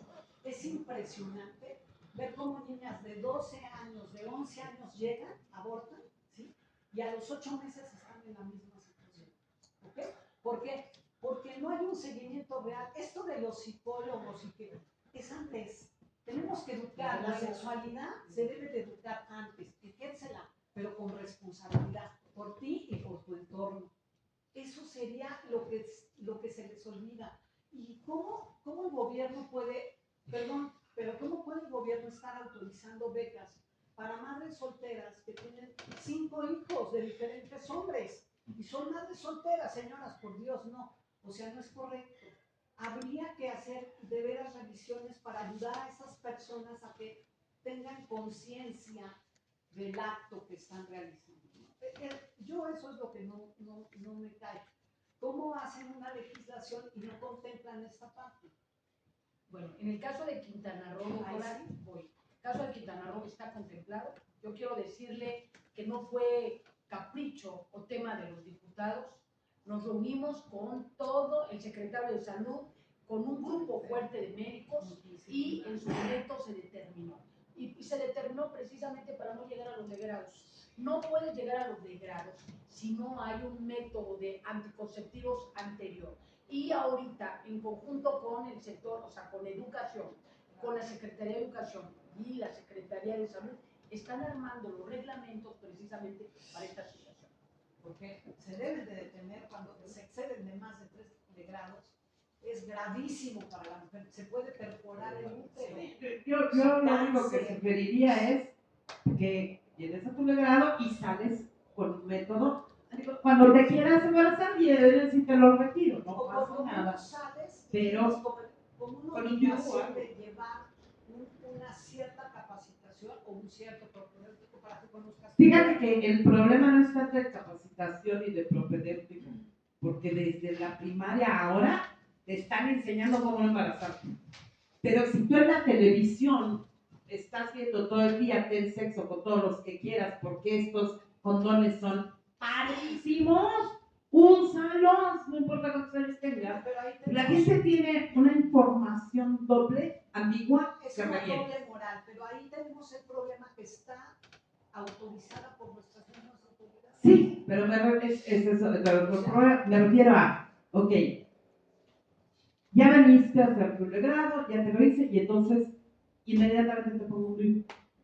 Por decir algo que sea realmente importante, sigue haciendo lo que de todas maneras vas a hacer. No se puede, aquí está la Legalmente no se puede porque no está establecido, no porque esté prohibido. Cuando tú quieras, vienes y te lo quitas. Adelante, por favor. Perdón, buenas tardes, diputada, presidente. Mi participación no es tanto en el sentido no médico, sino también legal. Platicábamos con una serie de médicos para en el área de legislación ver la parte que la doctora Laura bien atinadamente está proponiendo, pero es en razón de tener, es muy difícil, porque es muy difícil, lo vimos con el INEGI, con mucha gente, muy difícil, pero tener un padrón de las personas, sobre todo son mujeres, que van y se realizan este tipo de legrados de aborto para que en un momento determinado tengan un control de no decir, viene una y se hace un aborto, se hace dos, se hace tres, entonces ahí, para que no se les haga una costumbre. Perdón, que la tenga aquí en el estado. ¿Vale? Que tenga aquí en el estado. O sea que el área de salud, el área médica, donde se atienden en las clínicas, en los hospitales, hay algunos que, por ejemplo, van con los que le llaman las comadronas en las comunidades. Te tengo un registro de las mujeres que tienen una frecuencia para realizarse un legrado, porque sí estamos de acuerdo como abogados de que las mujeres pueden ser violentadas en su cuerpo por un hombre y son violadas. Tienen productos de una violación. Entonces, sí puede ser una vez, pero no puede ser 10,000 veces. Entonces es donde afectaría, como dice la doctora Laura, la incidencia en ir a hacerse un legrado cada vez más. Pero aquí el punto no es la autorización para que una mujer practique un aborto en consecuencia de un embarazo por violación. Es una autorización legal desde hace años. desde hace años. Sí, pero si yo acudo una vez para un legrado, luego acudo otra vez, luego acudo otra vez, Sí, tener un padrón. Eso es lo que estamos diciendo. Uno, el tener un padrón, como abogados sabemos, esto es totalmente violación de derechos fundamentales, de derecho a la privacidad. Es como si tú quieres venir a investigar con mi médico si yo tengo cáncer, sífilis, sida o me duele una uña. Datos personales. Sí, es muy difícil. Pero por eso es más fácil. Digo, habrá otras propuestas mucho mejor que la mía. Por eso es más fácil. Vienes, te has legrado y en este momento te pongo un you y se acaba. Y no te tengo aquí cada 3, 4, 5 meses. Porque las mujeres no van a dejar de tener sexo ni de embarazarse. Pero ahí también llevado la privacidad de la mujer. Ponerle un you es como ahora ponerle los chips y así, ¿no? Es complicado. No se puede, pero por ejemplo, fíjese, presidente, en Dinamarca hay un sistema en donde a la mujer que hace 2 abortos se le llama y se le enseña que tiene que trabajar en su autoestima y revisar sus valores. Y entonces pasan 2 semanas con muchísimas mujeres que tienen la misma dinámica y aprenden a ver las sexualidades de otra manera, porque tampoco han sido educadas. Yo veo, por decir llegan muchas mujeres indígenas con 2, 3, 4 niños cargando, ¿no? Y yo digo, híjole, en ese tiempo, ¿cómo no las pueden ayudar? Pues no, en sus comunidades no hay método anticonceptivo, a veces ni llegan, la verdad. Entonces, ¿cómo se les ayuda a esas personas? Tenemos que buscar la forma de llegar allá y enseñarles medicina preventiva, sexualidad con sus verdaderos riesgos. Pero además, el punto aquí es que tendrías que identificarte con la cultura y la ideología de esa comunidad. Claro. Porque si Usos y costumbres sí, también. más allá de los usos y costumbres, ¿cómo piensa realmente tu comunidad? Sí, Porque sí. una mujer deje de tener hijos, entonces ya no me sirve como esposa y la voy a votar. Yo autoridad, me puedo meter en esto. ¿Hasta dónde vamos a permitir que el gobierno intervenga en nuestra vida?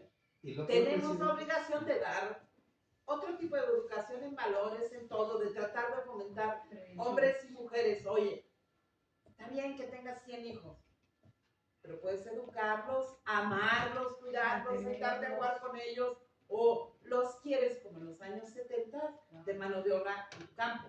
A ver, concienticemos.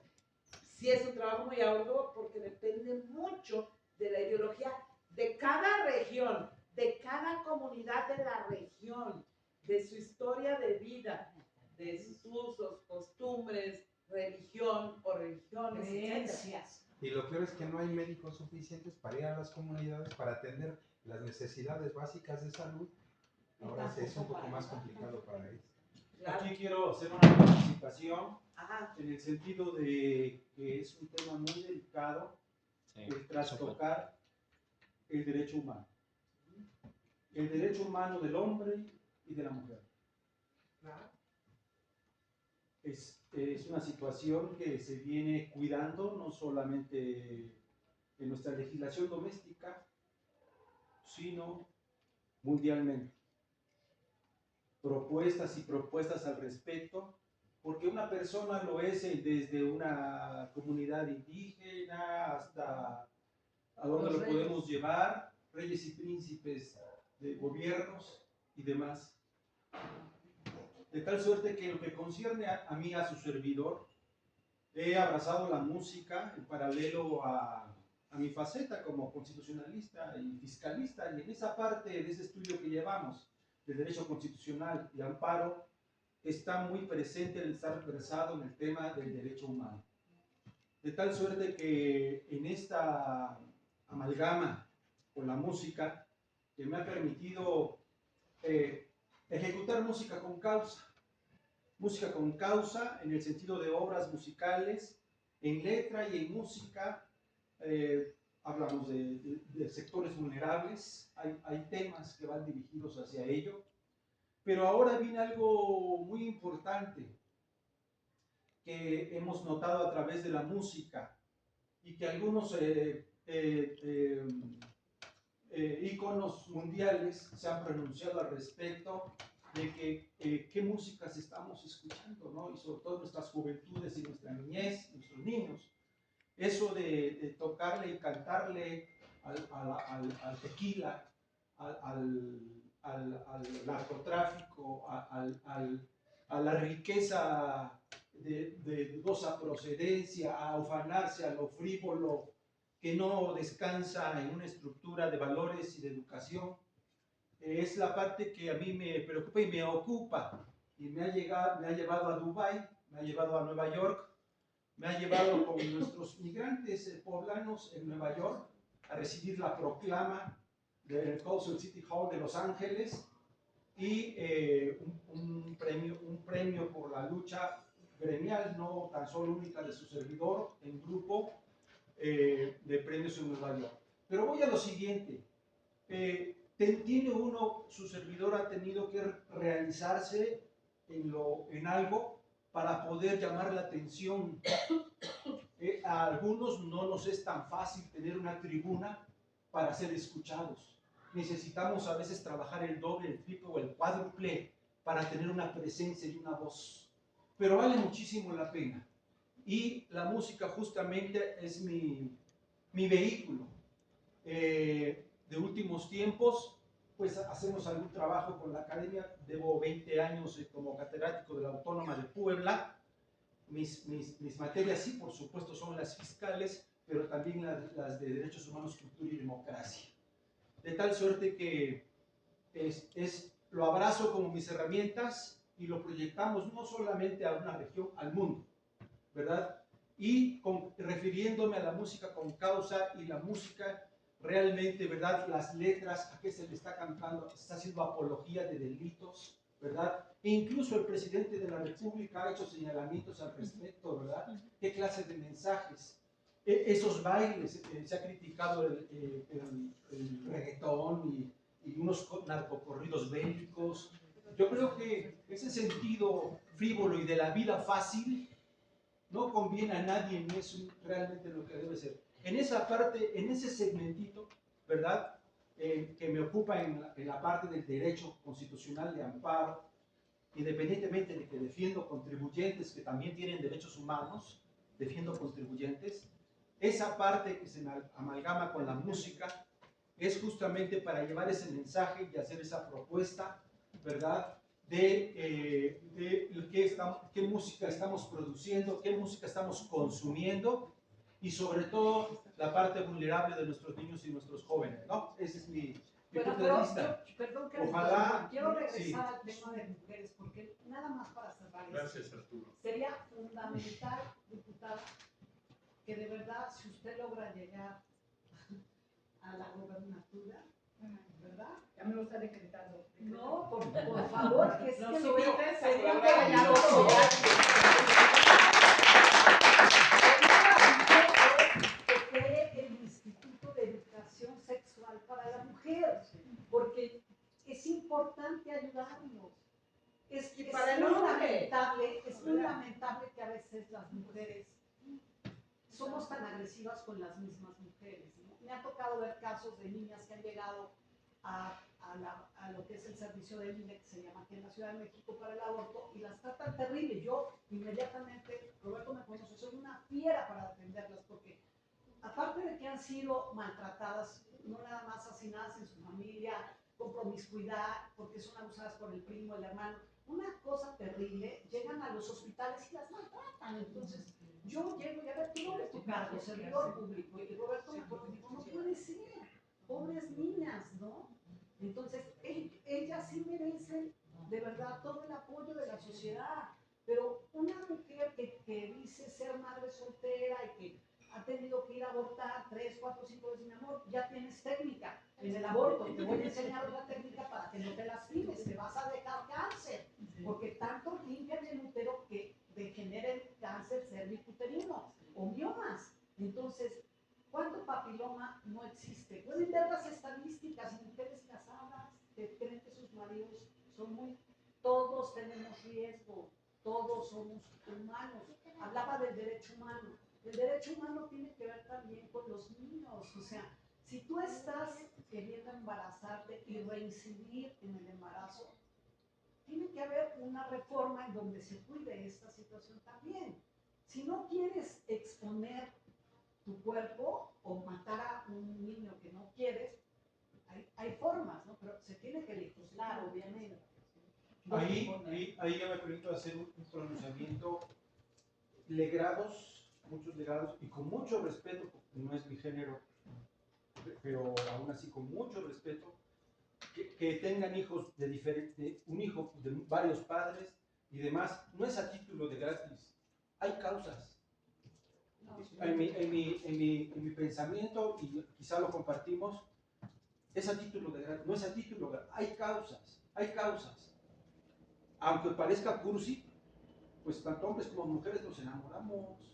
Sí, pero debe de haber la conciencia de vamos a hacerlo con responsabilidad. Sí. ¿No? Ya cuando tengamos la casita y le queramos poner nombre, como dicen por ahí, a la casa, entonces con muchísimo gusto. Sí, pero doctora. ese lenguaje es como Permítame nada más terminar, no es un debate con usted. Nada más tantito.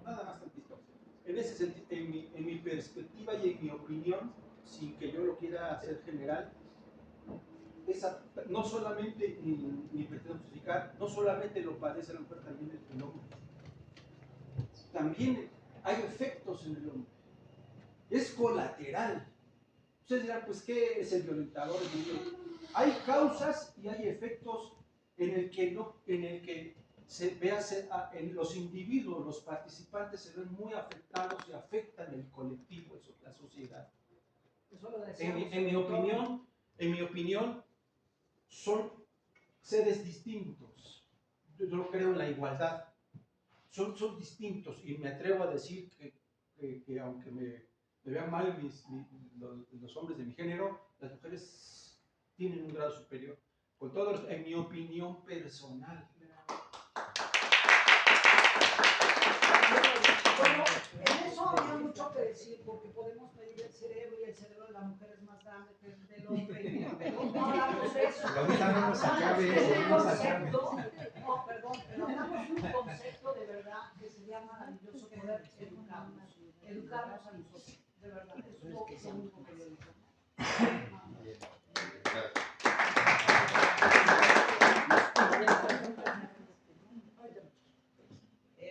Si me haces favor de presentar a la doctora.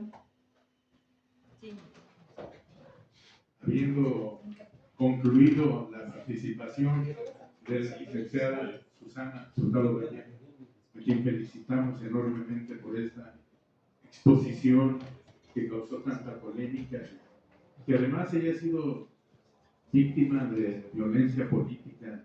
Me consta, yo como presidente de la Agrupación Política Nacional tuve la oportunidad de ser invitado a alguna reunión de carácter apartidista con todas las agrupaciones para que ella nos hablara de su candidato Enrique Peña Nieto, y siempre le dio seguimiento a todo el tema y a las modificaciones legales que necesitaban las agrupaciones como organizaciones ciudadanas.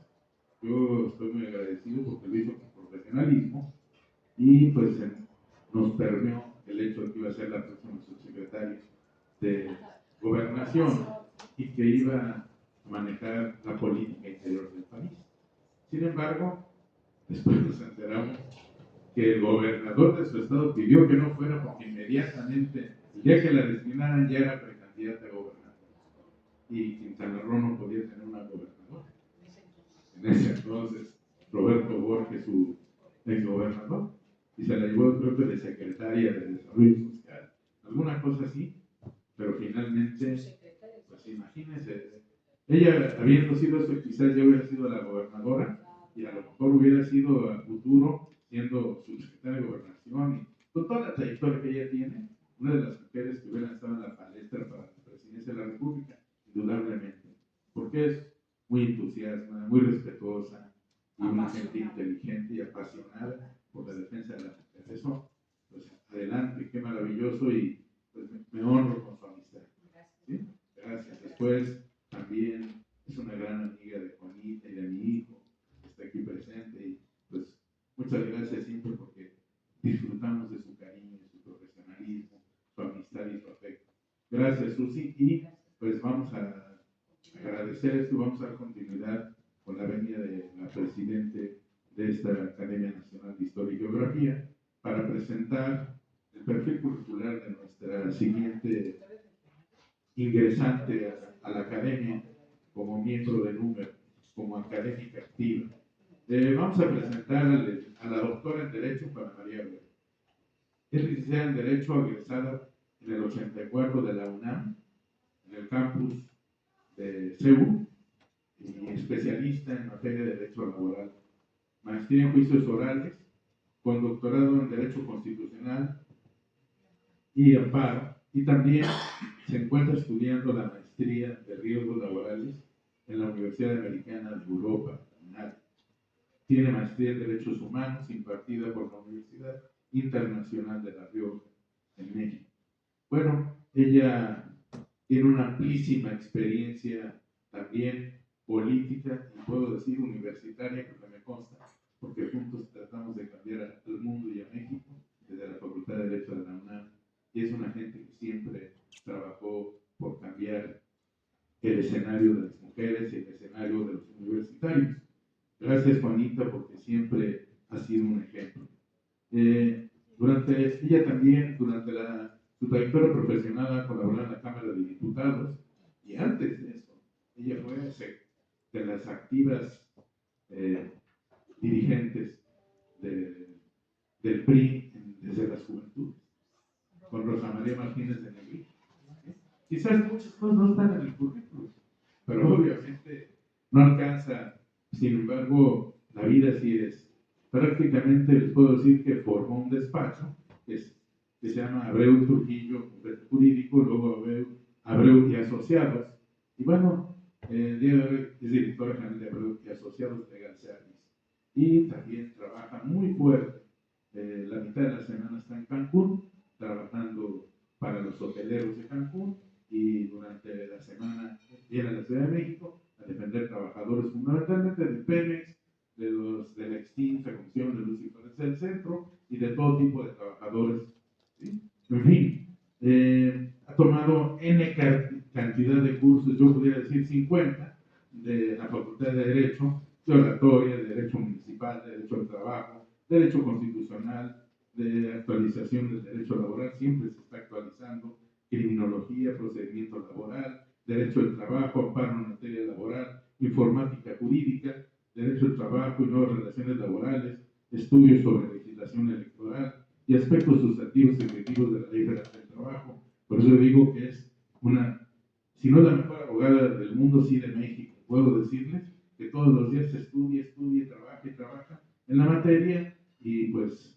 la vida y Dios la han bendecido, ¿sí? Por su esfuerzo y su dinamismo en la materia, ¿sí? Ha tomado todo tipo de diplomas: control de la constitucionalidad, el derecho internacional del trabajo, el derecho judicial del amparo, sistemas de enjuiciamiento penal, impacto de la delincuencia organizada en la sociedad mexicana, el narcotráfico, el narcomenudeo, el secuestro y el secuestro express, en fin, juicio de amparo, controversias constitucionales, secciones de incondicionalidad, derecho penal, juicio de amparo, derecho procesal penal, lineamientos del juicio de amparo, control de la constitucionalidad y control de la convencionalidad, el derecho administrativo, la Suprema Corte de Justicia, los derechos humanos, el juicio de amparo, congresos, ha accedido a cientos de congresos y seminarios que no acabaríamos, porque ahora prefiero que escuchemos su disertación sobre la violación de los derechos humanos en petróleos mexicanos y sus empresas productivas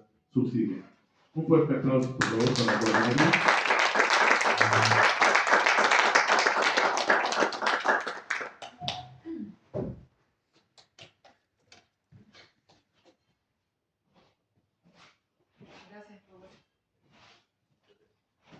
Gracias. Estar en un recinto académico perteneciente a la universidad, brevemente diré, me hace recordar cuando ganamos consejos universitarios, sociedades de alumnos, generación, cuando nos atrevimos a llevar a la Facultad de Derecho un grupo de rock que hacía 15, 20 años que no se llevaba por los riesgos que significaba.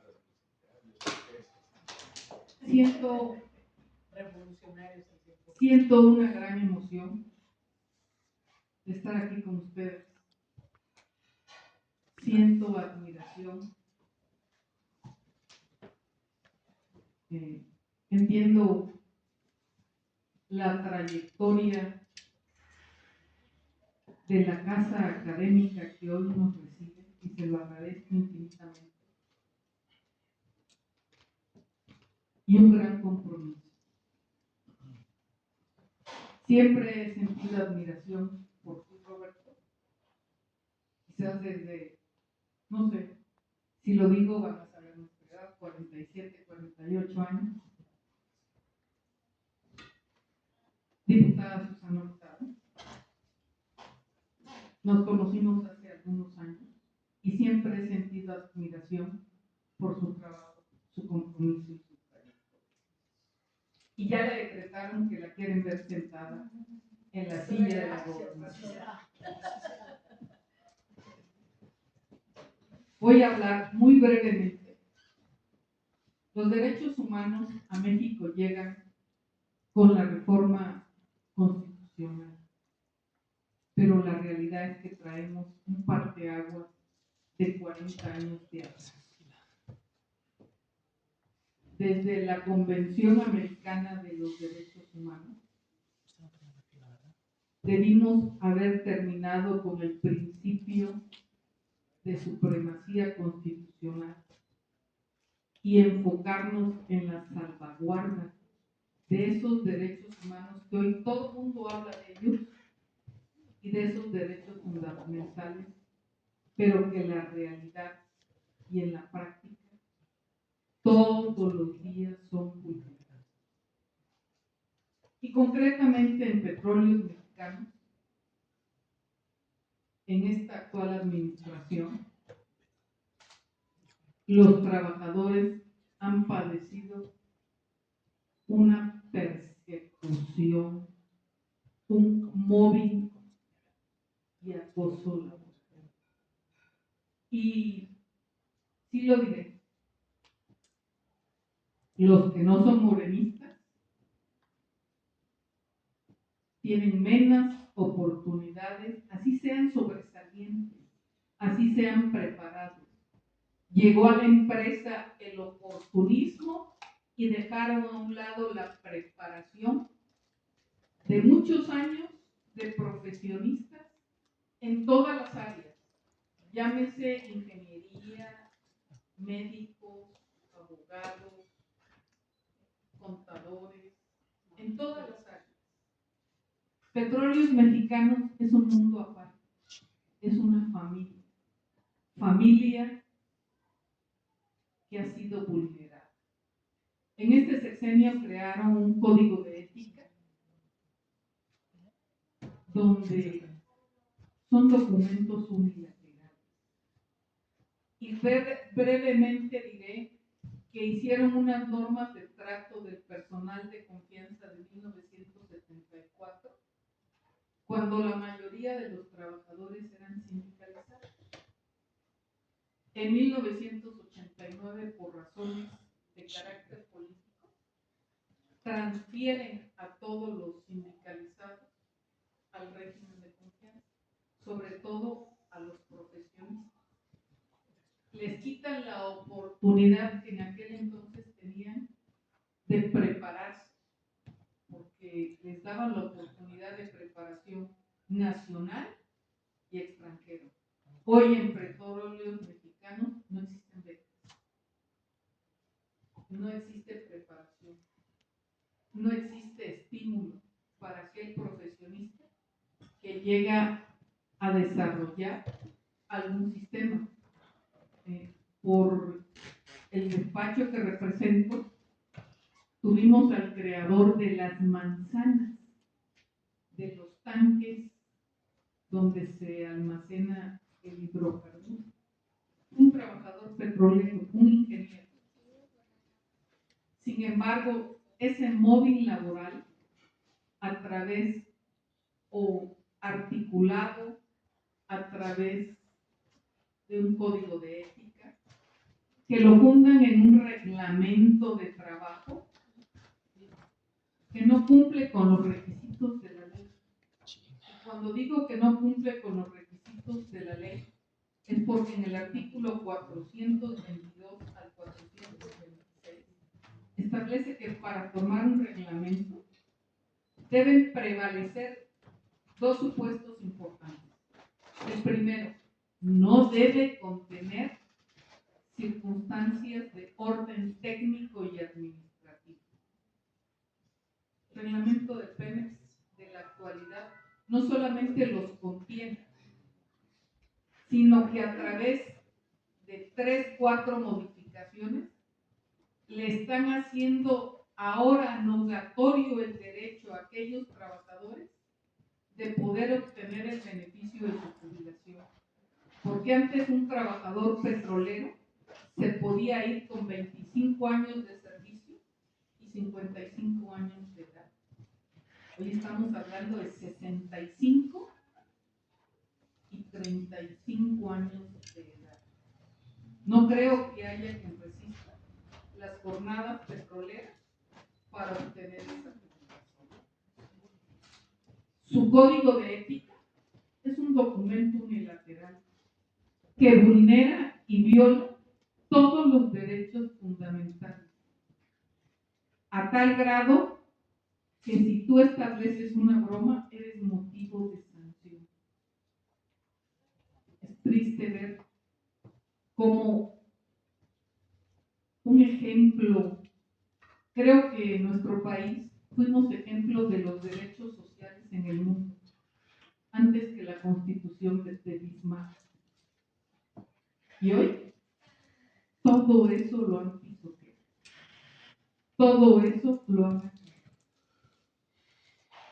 El código de conducta al que se refiere en Petróleos Mexicanos viola los derechos humanos y sus garantías. ¿Y por qué hablo de que viola los derechos humanos?